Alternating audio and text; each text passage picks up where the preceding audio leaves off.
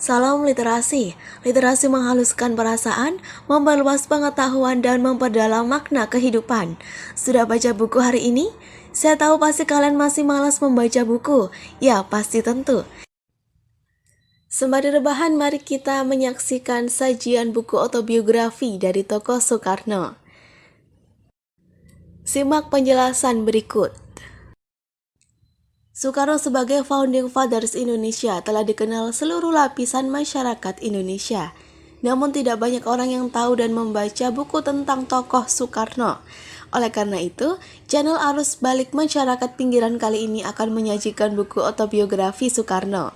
Mengutip sebuah kalimat dalam buku ini bahwa buku ini tidak ditulis untuk mendapatkan simpati atau meminta supaya setiap orang suka kepadaku. Harapanku hanyalah agar dapat menambah pengertian yang lebih baik tentang Soekarno, dan dengan itu menambah pengertian yang lebih baik terhadap Indonesia tercinta. Buku yang berjudul Bung Karno Penyambung Lidah Rakyat Indonesia adalah autobiografi dari Presiden pertama Republik Indonesia, Soekarno, yang kali perdana di tahun 1966. Buku ini merupakan terjemahan dari buku yang berjudul Soekarno, An Autobiography as Told to Cindy Adams, yang pertama kali diterbitkan oleh The Bob Merrill Company pada tahun 1965 dan telah dicetak pula berulang kali. Nah, makin penasaran bukan? Siapkan headset kamu sekarang juga. Penulis buku ini adalah seorang wartawan Amerika bernama Cindy Adams. Soekarno memiliki kesan tersendiri pada Cindy Adams. Dia adalah penulis tercantik yang pernah kutemui. Karena Cindy Adams pula, Soekarno berkenan menuliskan riwayat hidupnya yang sekian lama sulit sekali untuk dibujuk. Perlu diketahui jika buku ini merupakan resensi dari edisi revisi, karena ternyata pada buku yang diterbitkan sebelum edisi revisi terdapat beberapa paragraf ajaib. Dikatakan demikian karena paragraf tersebut ternyata tidak terdapat pada buku aslinya, atau ada juga kalimat yang entah sengaja atau tidak telah dihilangkan. Selain itu terdapat pula beberapa kata yang kehilangan makna aslinya ketika diterjemahkan ke bahasa Indonesia.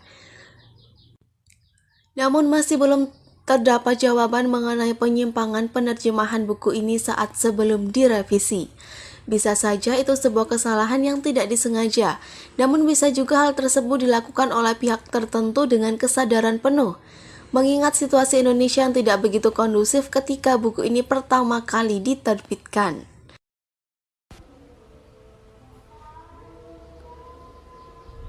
Tentu saja hal ini bisa ditanyakan kepada penerjemah pertama buku ini, Mayor Abdul Bar Salim, andaikan ia masih hidup. Tapi pembaca bisa merasa lega karena kesalahan tersebut telah diperbaiki pada edisi revisi, seperti penghapusan satu paragraf yang tidak terdapat pada buku asli berbahasa Inggris yang isinya, tidak ada yang berteriak, kami menghendaki Bung Hatta. Aku tidak memerlukannya, sama seperti aku tidak memerlukan Syahrir yang menolak untuk memperlihatkan diri di saat pembacaan proklamasi.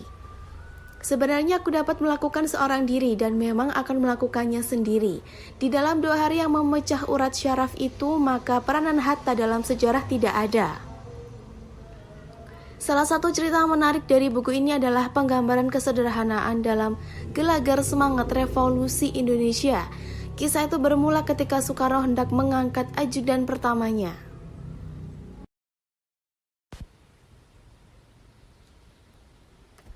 Pada saat itu Romulo adalah tamu kenegaraan pertama yang datang ke Indonesia.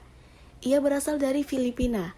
Soekarno belum memiliki ajudan, lalu ia menunjuk seorang pemuda untuk menjadi ajudannya.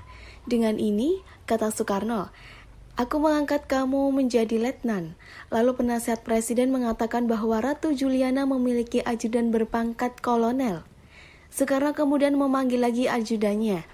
Sudah berapa lama engkau menjadi letnan? Tanya Presiden Soekarno. 1,5 jam, Pak. Jawabnya dengan hormat. Negara kita baru lahir tetapi tumbuh cepat. Mulai sekarang engkau jadi mayor. Buku ini menceritakan secara lengkap perjalanan hidup Soekarno, mulai dari ia dilahirkan sampai pasca revolusi Indonesia. Kisah dan perasaan Soekarno saat di penjara pada sel yang sempit dan juga gelap diceritakan dengan begitu menjiwai. Bagaimana ia tidak malu-malu mengungkapkan dengan jujur bahwa pledoi yang terkenal Indonesia menggugat. Ia tulis dalam penjara di atas sebuah kaleng tempat buang air. Masih begitu banyak cerita yang menarik yang terdapat dalam buku ini. Tentu saja tidak bisa semua disampaikan. Untuk lebih pahamnya tentang alur cerita Soekarno, langsung cari buku yang sangat fenomenal ini dan bacalah.